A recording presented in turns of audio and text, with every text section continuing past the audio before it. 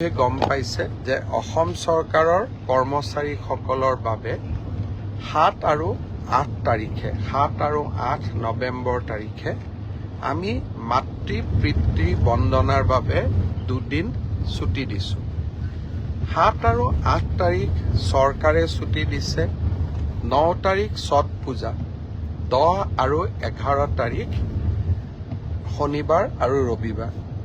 এক কথাত ক'বলৈ গ'লে 7 তাৰিখৰ পৰা 11 তাৰিখ 5টা দিন চৰকাৰী কৰ্মচাৰীসকলে বন্ধ পাব।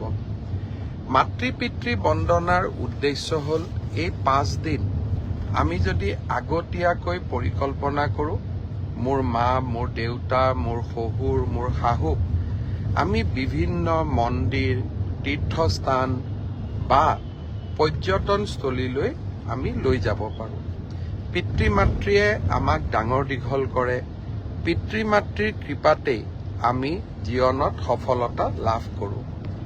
ব্যস্ত জীৱনৰ মাজত কেতিয়াবা পিতৃ মাতৃক আমি সময় দিব নোৱাৰোঁ।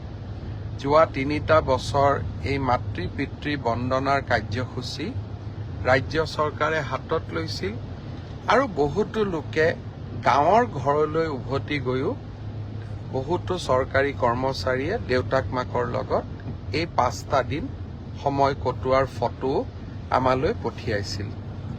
বহুতে মোক প্ৰশ্ন কৰে যে ব্যক্তিগত কোম্পানীত কাম কৰা সকলেই সুবিধা কিয় নাপায়।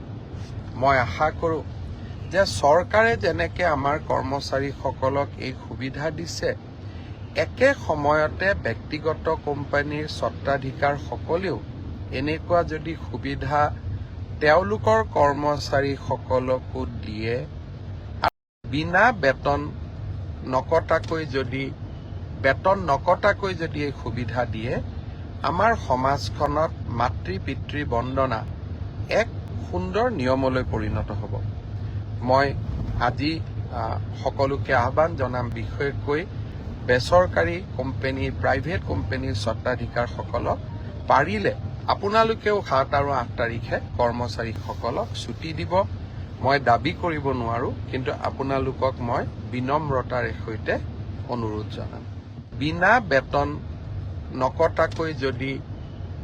নকটাকৈ যদি এই সুবিধা দিয়ে, আমাৰ সমাজখনত মাতৃ পিতৃ বন্দনা এক সুন্দৰ নিয়মলৈ পৰিণত হ'ব।